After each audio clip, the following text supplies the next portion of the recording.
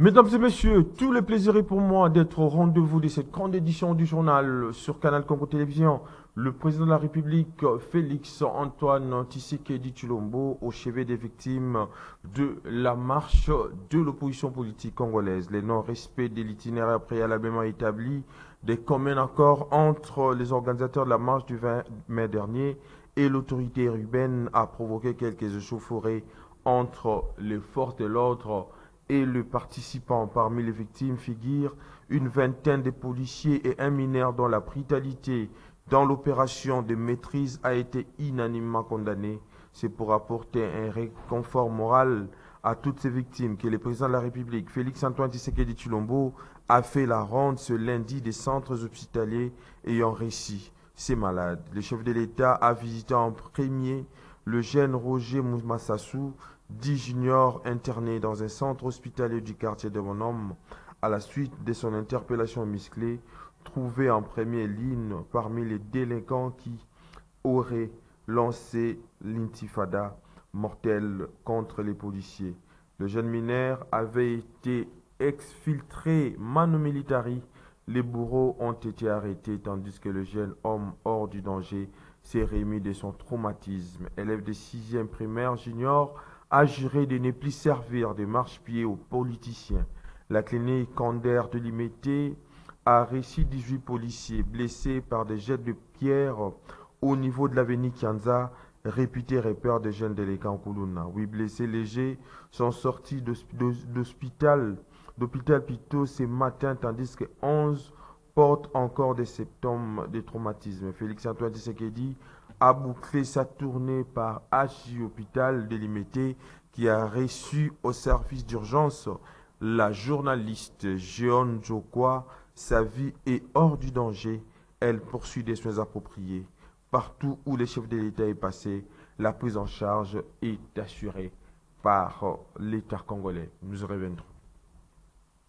Et puis, manifestation du 20 mai 2023 dans la capitale de la République démocratique du Congo, la conférence épiscopale nationale du Congo 5 qui dit avoir déployé des moniteurs pour suivre la marche organisée par différentes formations politiques de l'opposition politique congolaise. La conférence épiscopale nationale du Congo déplore que l'hôtel de ville de Kinshasa puisse autoriser des marches les mêmes jours. Aussi s'est dit, est-elle écœurée de constater que beaucoup de manifestants ont marché avec les armées blanches. Suivez l'abbé Donat Saint-Cholet, secrétaire général de la conférence épiscopale nationale du Congo, dans cet élément. Ayant déployé des moniteurs pour suivre les marches pacifiques organisées le samedi 20 mai 2023 dans la ville de Kinshasa par les formations politiques aussi bien de la majorité au pouvoir que de l'opposition politique, la SENCO déplore le fait que le gouvernement de la ville de Kinshasa a autorisé ce marche le même jour et pratiquement aux mêmes heures, surtout le fait d'avoir changé verbalement l'itinéraire prévu par l'opposition politique à peine 24 heures avant. La SENCO est écœurée de constater que beaucoup de manifestants ont marché avec les armes blanches, machettes, bâtons, pierres, au vu et au su de la police sans être interpellés. Pire encore, certains éléments de la police nationale étaient porteurs de mêmes outils de violence qu'ils échangeaient visiblement avec des individus en tenue civile. La CENCO condamne avec la dernière énergie toutes ces monstruosités décrites ci-dessus, ainsi que la violence qui s'en est suivie, d'où qu'elle vienne. Elle attend des autorités compétentes des actions concrètes, au-delà des promesses médiatiques d'enquête et de justice, promesses auxquelles nous sommes habitués et qui demeurent souvent sans suite, pour mettre hors d'état de nuire toute cette série de malfrats facilement identifiables. En réaction à la marche du 20 mai dernier organisée par l'opposition politique congolaise, le docteur Kankonde John, communicateur de l'Union sacrée pour la nation, dit que la responsabilité ou la faute incombe donc à l'opposition politique congolaise qui n'a pas pu respecter l'itinéraire donné par l'autorité urbaine surveillée au micro de Junior Bolafa. La manifestation a été autorisée parce que nous sommes dans le régime de l'information, mais cette information donne aussi l'autorisation aux autorités municipales pour pouvoir encadrer, orienter les manifestations. Mais on a compris que la manifestation, le manifestant, ou bien les personnes qui avaient sollicité la manifestation, je ne sais même pas dire de quelle branche ils sont, parce que si c'était les CD, je pouvais comprendre. Si c'était Nouvel Nom, ensemble, je pouvais comprendre. Mais ce sont les 4 personnalités d'après ce qu'ils disent. Mais quand vous sollicitez une manifestation, on doit vous convoquer pour pouvoir établir les itinéraires, savoir quand est-ce que vous commencez la manifestation et les points de chute. Mais on a compris que ces gens, ils ont été reçus par l'autorité, qui est M. Ngobila, qui a la sécurité de la ville-province de Kinshasa. Je vous rappelle ici que Kinshasa, c'est une ville, une province où regorge beaucoup des institutions de la République. On ne peut pas permettre à tout le monde de marcher n'importe où. Maintenant, on les a tracés quand même les itinéraires qui se sont convenus avec l'autorité municipale, mais les autres n'ont pas voulu. Apparemment, ils étaient dans la logique parce qu'ils ont vu que les gens de Kanluka, de Tchang ne sont pas venus. Alors, pour essayer de se victimiser, il fallait chercher les boucs émissaires pour ne pas commencer la manifestation là où ils s'étaient entendus. Ils devaient commencer par Sakombi et ils sont allés sur Super Lemba. Alors ça, c'était trouble à l'ordre public. Il faut vous rappeler qu'il y avait 4 manifestations dans la ville-province de Kinshasa, mais je pense que les responsabilités, d'abord, c'est les gens qui ont sollicité la manifestation, qui ont poussé la police à l'extrême, parce que je n'ai pas vu M. Franck Djongo descendre de sa voiture climatisée, il était toujours dedans. On ne peut pas organiser la manifestation, mais vous devez suivre les consignes. Quand vous organisez la manifestation, il y a des itinéraires qu'on doit vous tracer. C'est comme aujourd'hui, même si vous êtes les grands opposants, même Papa Tshisekedi dans les temps, il n'a jamais sollicité de manifester, prendre l'itinéraire de l'avenue du 30 juin. On ne peut pas vous accepter. Et puis, dans un communiqué rendu public ce lundi 22 mai 2023, les conseils supérieurs de l'audiovisuel et de la communication, c'est ça qu'a décidé de la suspension pour une durée de 45 jours de la chaîne Congo Média Libre 13 TV et la suspension des passages dans tous les médias de la République démocratique du Congo du journaliste Louis-France Kouzikessa pour une durée de 70 jours pour violation des principes fondamentaux et toutes les règles de la profession. Les conseils supérieurs de l'audiovisuel et de la communication, c'est ça qu'on a décidé également de la suspension et privation des passages dans le média émettant en République démocratique du Congo pour une durée de 90 jours à l'encontre du député national Daniel Safou et du député provincial Mike Mukebayi pour incitation à la violence contre une tribu et à des attaques personnelles. Les déclarations faites au cours de l'édition spéciale de l'émission Libre Débat sur Congo Média Libre 13 Télévision. Désormais, toute provocation aura une réplique immédiate. Telle est l'option levée par John Efambe, président fédéral du mouvement de libération du Congo, Lukunga 1. Cela fait face à la diabolisation et montage dont est victime l'autorité morale du mouvement de libération du Congo, Jean-Pierre Bemba Gombo, vice-premier ministre, ministre de la Défense nationale et ancien combattant, de la part des personnes mal intentionnées qui cherchent à saper son image. C'était au siège de la Fédération du mouvement de libération du Congo, Lukunga 1, situé dans la commune de Lingwala. Maxime Akabou. Viva! Viva! MLC! Viva! Viva! John Efambe, président fédéral du MLC Lukunga 1, va en guerre contre les détracteurs de leur autorité morale. Jean-Pierre Bemba Gombo, vice-premier ministre, ministre de la Défense nationale et ancien combattant, victime des diabolisations et montages sur les réseaux sociaux par les personnes mal intentionnées qui cherche à tout prix saper l'image de ce digne fils du pays qui a sacrifié sa jeunesse pour le bien-être des Congolaises et Congolais. Plus question de tolérer les incongruités sapant les noms de Jean-Pierre Bemba sur la toile, martèle John Efambe devant le membre du MLC Lukunga 1 qui adopte désormais une attitude de réplique à toute provocation. Il était question aussi de discuter sur le renforcement de l'armée numérique, la réplique aux détracteurs qui osent parler en mal au nom de son Excellence, Monsieur le vice-premier ministre de la Défense, Jean-Pierre Bemba Gombo, qui est un grand acteur politique à une dimension très élevée. J'ai fait remarquer aux communaux et quelques membres que désormais, il n'est plus question d'opter une attitude taiseuse. Il faut répondre aux détracteurs efficacement parce que on ne peut pas se taire lorsque certaines personnes se permettent de parler en mal de nos parents.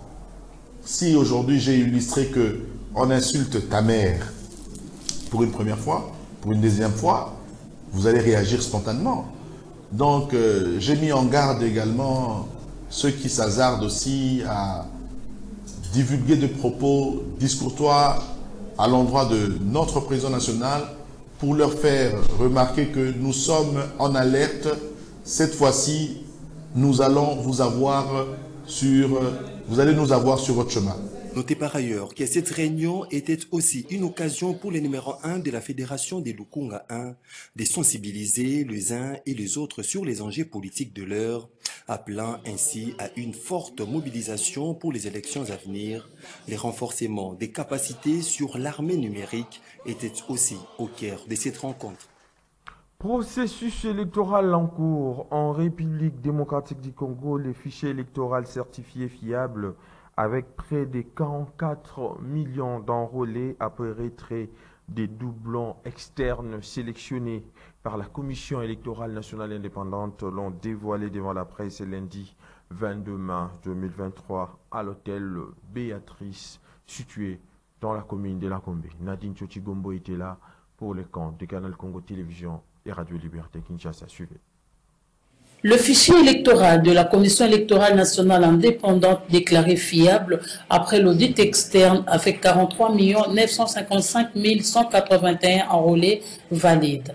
Les conclusions de l'audit externe du fichier électoral ont été rendues publiques ce lundi 22 mai par les 5 experts recrutés par la Commission électorale nationale indépendante. Les auditeurs ont présenté les différentes statistiques du fichier selon les conclusions des travaux menés pendant 5 jours. Au total, 3 344 183 000 enrôlés, soit 7,07%, ont été radiés du fichier électoral. Il s'agit de 2 235 798 doublons, soit 4,73%, 97 976 506 mineurs, soit 2,06%, 140 239, soit 0,2%, sont extirpés à cause des photos et enfin 1559 enrôlés, soit 0,0%, sont élagués pour donner test. Un motif de satisfaction pour le président Denis Kadima. Ma réaction est que c'est un bon travail qui a été fait, bien entendu dans un délai très réduit, mais c'est des professionnels et leur conclusion nous rassure parce qu'ils ont trouvé que le fichier électoral est fiable. Ça signifie qu'ils ont même dit que nous avons une très solide fondation pour le reste.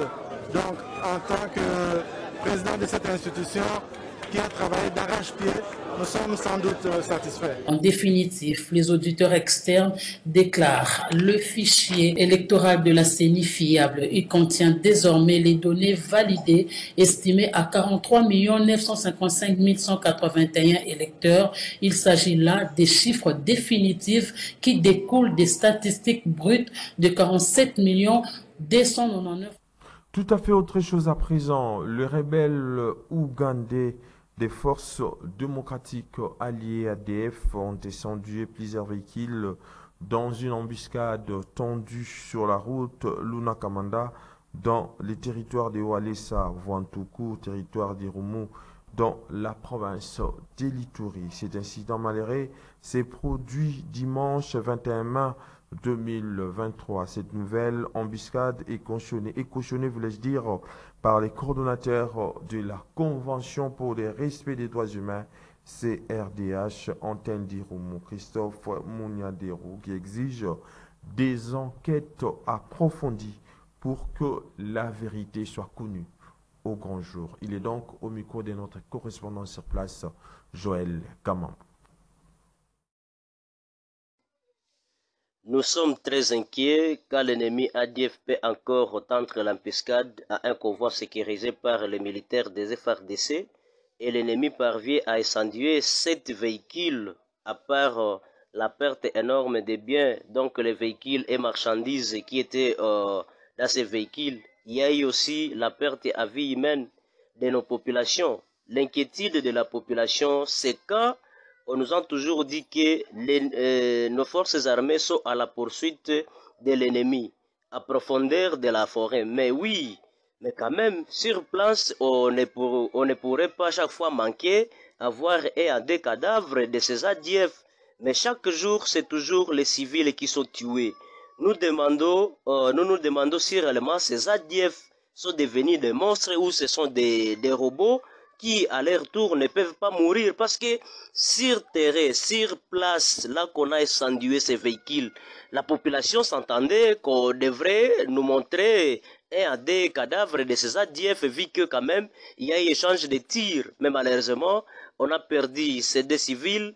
Et il y a au moins les 7 véhicules qui ont été incendiés et les biens de grande valeur qui ont transporté dans ces véhicules et rendus à centre. Et cela pousse à la population civile de se demander mille à une question. Parce que jusqu'à présent, on ne parvient pas à comprendre les phénomènes ADF.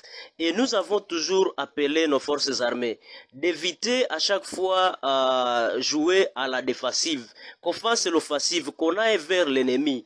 Mais jusqu'à présent, nous avons toujours assisté que c'est l'ennemi qui vient attaquer et après avoir attaqué, il tue les populations, il incendie les maisons et puis après il rentre dans la brousse sans aucune inquiétude. Voilà que l'attaque de ce 21 mai 2023 sur la RN4 au niveau du village de Sokotano, un convoi qui a été attaqué, qui était sous une escorte, ça donne encore une autre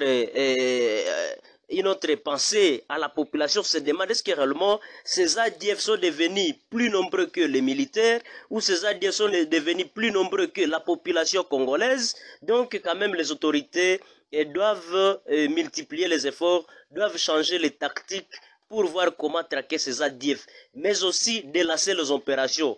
Les opérations ne sont pas lassées aussi du territoire du Rum. Chaque jour nous avons... Dans un autre chapitre, une équipe des 100% Bemba, une structure spécialisée du mouvement de libération du Congo, séjourne à Bandundu-Ville dans le but de faire une évaluation de cette structure dans ces coins de la République démocratique du Congo. La dite équipe était donc dirigée par la coordonnatrice nationale Marie-Louise Bokechu. Autre précision dans cet élément signé Nancy Leka et Georges Libengue. Quelques cadres de 100% Bemba, structure spécialisée du mouvement de libération du Congo, MLC, ont effectué une visite de 3 jours à Bandundu-Ville sous la conduite de la coordonnatrice nationale de cette structure, Marie-Louise Bokechu. Accompagnée d'autres membres, notamment Marlène Koalingolo et Arlette Nkailanga, c'est un accueil chaleureux qui leur a été réservé par les membres de la fédération du MLC Kouilou 1, y compris le comité provincial de 100% Bemba, encadré par Esther Mansaya.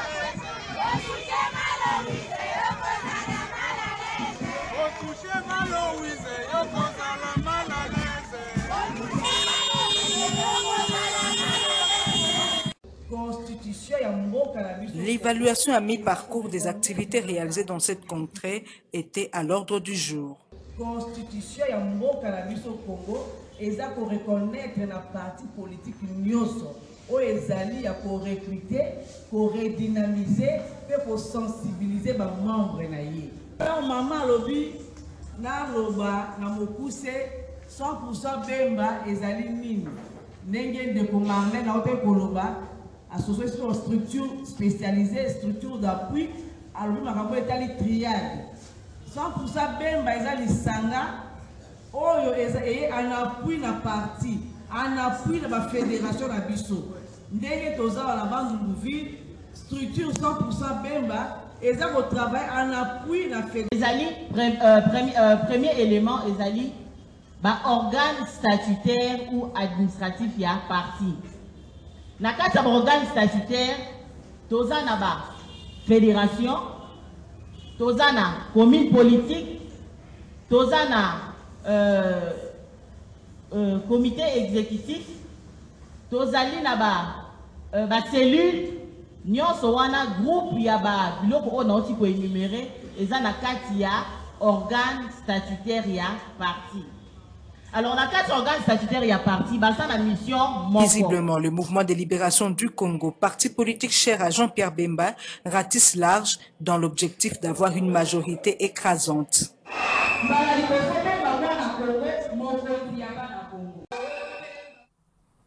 Restons toujours dans ces chapitres ayant trait au mouvement de libération du Congo pour vous dire que le président de l'Avenir Bemba, Yannick Samatou, a procédé le week-end dernier à la présentation du nouveau comité de cette structure d'appui au mouvement de libération du Congo, cette formation politique chère à Jean-Pierre Bemba Gombo, au camp Luka, dans la commune d'Engadema. Désormais, Avenir Bemba, camp Luka, sera dirigé par Meta Kossi. Olivier Longango.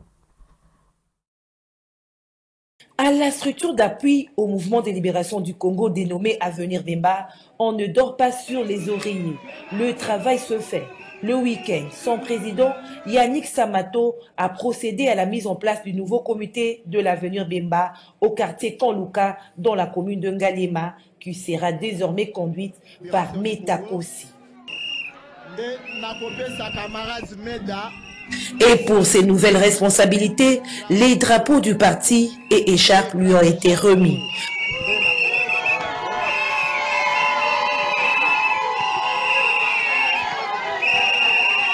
L'heureuse promis qui va désormais présider aux destinées de l'Avenir Bemba au quartier Kanluka a eu de mots justes pour remercier les autorités du parti pour la confiance placée en elle.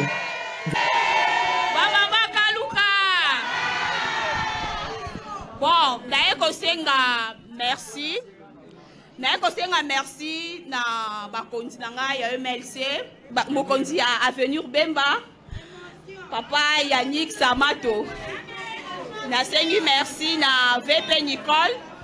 Nasengi merci na ba autorité nyonso ya MLC pour la confiance au bapesinga ya kozala comme présidente ya Ngalema na MLC na Avenir Bemba.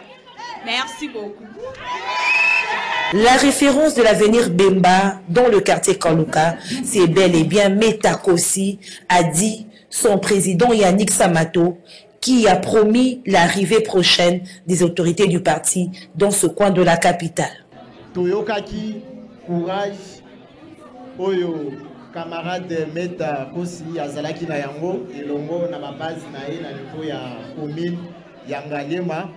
Nde amonaki bakonzi ya parti asengaki ke bapesa ye mokumba wana mpona kolobela bana ya Ngalema na makambo oyo tozokutana yango na kati ya commune ya Ngalema, notamment Kaluka eza moko ya bakartier oyo eza na kati ya commune ya Ngalema. Alors bakonzi ya parti nde batindaki ngai elongo na délégation oyo toye lelo mpona kopesa ye pouvoir pendingisa ya koloba na kombo ya mwana mboka Jean-Pierre Bemba pe na kombo ya MLC oyo nyonso ya kolobela bino a partir ya lelo eza oyo euti epai ya Bemba pe euti epai ya bakonzi ya parti. L'ambiance était au rendez-vous.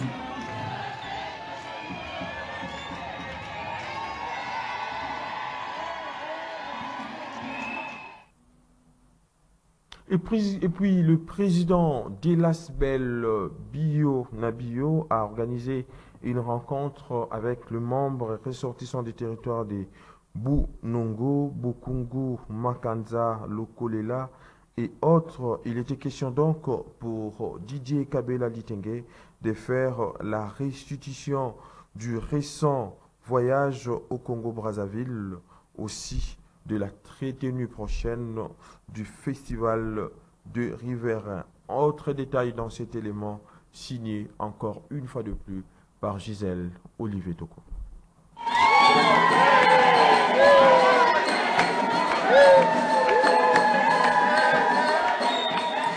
Face aux membres de l'espace Bio-Nabio ressortissant des territoires notamment des Bomongo, Kungu, Lokolela, Makans et autres, le président de Bio-Nabio, Didier Kabela Litenge, a fait la restitution de son récent voyage au Congo-Brazzaville. Rencontre mémorable pour les ressortissants de l'espace Bio-Nabio qui se trouvent en RDC. Il a été question pour nous de restituer à notre base des territoires, Bomongo, Bouzala, Congo, Makanza, Lokolela, pas mal ou Sakonika-Bonginda qui se trouvent en RDC, de ce qu'a été notre voyage au Congo-Brazzaville. Nous avons été rendre hommage au patriarche Alphonse Mboudouneza qui fut deuxième vice-président du Sénat du Congo-Brazzaville. Et nous avons, à cette occasion, installé un nouveau comité qui va prendre en main et à bras le corps la destinée de Bio-Nabio Congo-Brazzaville. Occasion pour le président de Bio-Nabio, Didier Kabela, d'appeler à l'unité des membres, aussi d'exprimer son souhait de voir les membres de cette structure représentés dans toutes les instances de prise de décision. Des problèmes virulents de l'ère où les forces sociales doivent prendre le dessus sur les forces politiques pour que les forces politiques ne divisent pas les ressources de Bio-Nabio. Nous devons nous mettre ensemble, conjuguer les efforts pour que nous soyons tous une même personne afin que là où se prennent les décisions de la République, les membres de Bio-Nabio y soient présents. L'organisation au mois de décembre prochain du Festival de Riverains a également été évoquée au cours de cette rencontre. Deuxième point à l'ordre du jour, c'était pour annoncer à nos membres la compétition qui aura lieu d'ici là dans le cadre des festivals de Riverains entre les groupes folkloriques de Congo-Brazzaville et Congo-Kinshasa en vue de créer une société typique basée sur la mémoire racine. Le tout s'est déroulé dans une ambiance familiale.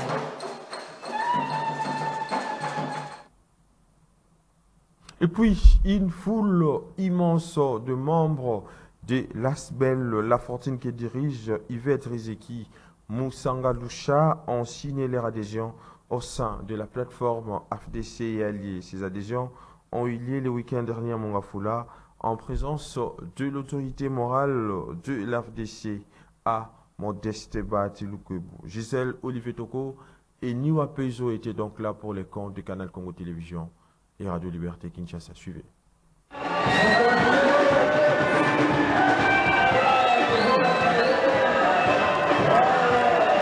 C'était une activité de grande envergure. Cette matinée politique organisée par l'Asbel La Fortune, cette association œuvrant au sein de la plateforme AFDC et Alliés. L'activité a drainé une foule immense des membres de La Fortune qui ont signé leur adhésion au sein de l'AFDCA. C'était en présence de son autorité morale, le président du Sénat, Modeste Batiloukwebo, qui a lancé un appel à une bonne préparation aux échéances électorales qui pointent à l'horizon afin de permettre la réélection de leur candidat à la présidentielle, Félix-Antoine Tshisekedi. Aussi, l'élection des candidats de l'AFDCA en soutenant dans la circonscription de Lukunga, Madame Yvette Rizeki Moussanga Loucha. Nous devons bien nous préparer pour l'élection de notre candidat Félix-Antoine Tshisekedi Tshilombo comme président de la République. Nous devons nous préparer pour élire nos candidats sur nos listes. Nous voudrions remercier sincèrement notre camarade Yvette Riziki Mouchagaloussa et toute son organisation La Fortune pour avoir organisé cette matinée politique au cours de laquelle nous avons reçu des adhésions massives et au cours de laquelle nous avons eu l'occasion de nous adresser à vous pour vous demander d'être disciplinés, d'être vigilants. Comblée de joie pour cette adhésion massive, la présidente de l'ASBEL La Fortune, Yvette Riziki Moussagaloucha, femme de terrain, toujours proche de la population, qui s'est drainée de foule, s'est exprimée en ces termes. Nous sommes très contents parce que la base a répondu favorablement à l'invitation et nous avons accueilli chaleureusement l'autorité morale. L'autorité morale nous a donné des instructions, qui nous a aidés à ouvrir les yeux pour comprendre comment nous devons être vigilants ou vigilantes pour les élections qui se pointent à l'horizon. C'est dans une ambiance bon enfant que cette matinée politique s'est clôturée.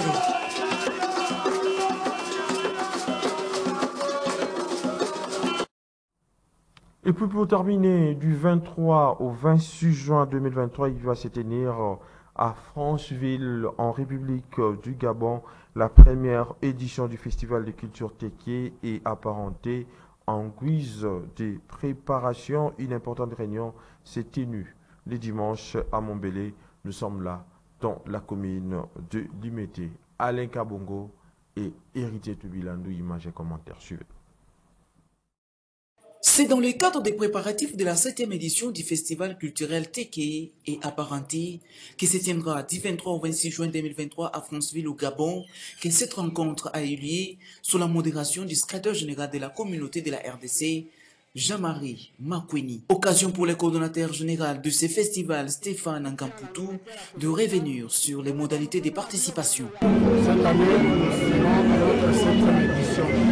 Et comme on avait décidé que la célébration du festival des villes rotatives va se retrouver en France-Ville, au Gabon, du 23 au 26 juin 2023. C'est là où tous les Batékés de la sous-région vont se retrouver pour parler de nos questions, vivre notre culture, pour analyser les situations que chaque communauté Téké vit dans son pays respectif. Le président de la communauté Téké de la République démocratique du Congo, Jacques Bekwa-Minguine, revient sur la tenue de ces assises. Je me souviens depuis lors que la communauté Téké, le peuple Téké, c'est un grand peuple au sein de l'Afrique, parce que nous occupons ce pays africain. Et pour l'événement que nous sommes en train de préparer, le festival des cultures Téké et apparenté, l'enfant du développement, c'est les 3 pays qui sont en vogue pour ce festival. Mais je sais que les autres